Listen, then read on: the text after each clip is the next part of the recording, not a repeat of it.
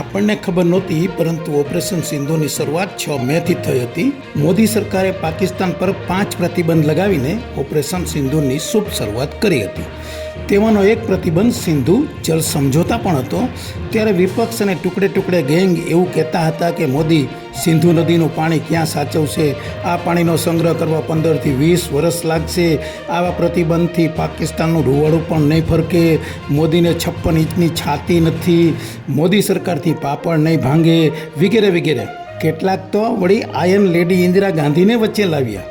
ઇન્દિરા જેવું મોદી ન કરી શકે, ઇન્દિરાએ પાકિસ્તાનના 2 ભાગ કરી દીધા, વગેરે વગેરે કેટલીય કાકારોડ મચાવી હતી.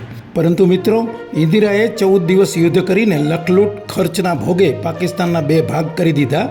અત્યારે બાંગ્લાદેશ આપણને કેટલું નડતરરૂપ છે, છતાં પણ જે તે સમયે ઇન્દિરાએ યોગ્ય પગલું ભર્યું હતું. યુદ્ધ વગર પાકિસ્તાનના ભાગ થાય એ હું તમને પછી કહું છું.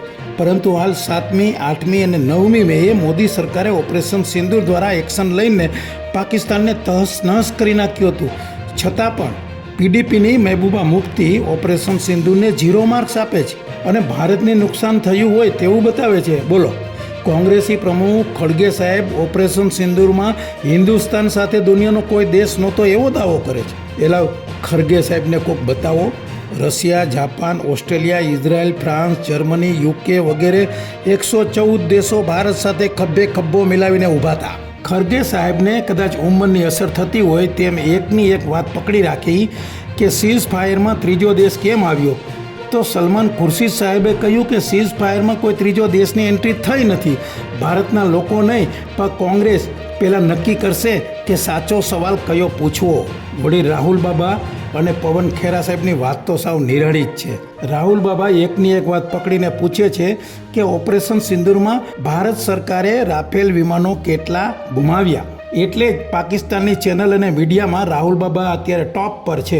પાકિસ્તાનના વડાપ્રધાન શહેબાઝ શરીફ અને ફિલ્ડ માર્શલ અસીમ મુનીર કરતાં રાહુલ બાબાની વેલ્યુ વધુ છે. કદાચ પાકિસ્તાનમાં ચૂંટણી લડે તો 100% બહુમતી મળે એટલી રાહુલ બાબાની ટીઆરપી પાકિસ્તાનમાં છે. તો વળી કોંગ્રેસ અગ્રણી શશી થરૂર સાહેબ કહે છે કે ઓપરેશન સિંદૂરમાં ભારતનો વિજય થયો છે, વિજય થયો છે, હા વિજય થયો છે.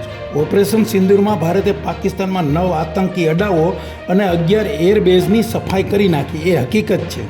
2 fighter jet JF-17, 2 fighter jet F-16 વગેરેની સફાઈ તો અલગ છે. છતાં હજુ ઓપરેશન સિંધુની અસર પાકિસ્તાનમાં જોયા જેવી છે. પાકિસ્તાનના સિંધ રાજ્યમાં પાણીની તંગી માટે ફૂલ ફ્લેજ્ડ આંદોલન ચાલી રહ્યું છે. સિંધના લોકો પાકિસ્તાની આર્મીને મુર્ગા બનાવીને મારે છે. પાકિસ્તાનના મંત્રી જિયાઉલ હસનના મકાનને આગ લગાવી દીધી. સિંધમાં પાણીનું આંદોલન અલગ લેવલ પર ચાલ્યું ગયું. હવે સિંધના લોકો પાકિસ્તાનથી અલગ સિંધુ દેશની માંગ કરી રહ્યા છે. હાલ પાકિસ્તાનમાં એવો સટ્ટો રમાય છે કે પાકિસ્તાનમાંથી બલુચિસ્તાન અલગ થશે કે સિંધુ દેશ અલગ થશે. મોદીના સ્ટેપ પાકિસ્તાન ન સમજી શકે તો બિચારો વિપક્ષ ક્યાંથી સમજી શકે. યુદ્ધ કર્યા વગર પણ પાકિસ્તાનના 4 ટુકડા કરી શકાય.